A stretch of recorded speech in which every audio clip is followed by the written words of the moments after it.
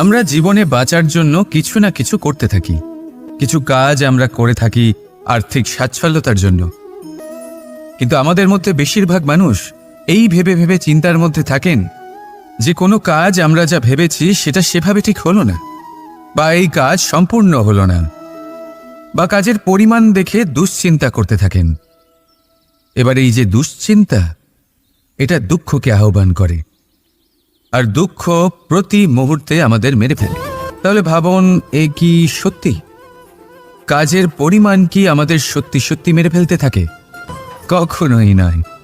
বুঝুন একটা গুরুত্বপূর্ণ কথা, আজ পর্যন্ত এই সংসারে যত মহাপুরুষ এসছেন, ওনাদের কাছেও ততটাই সময় ছিল যতটা আজ আপনার কাছে আছে, তত ঘন্টাই ছিল, তত মুহূর্তই ছিল। পার্থক্য শুধু এটাই, ওনারা চিন্তা করে সময় নষ্ট করেননি।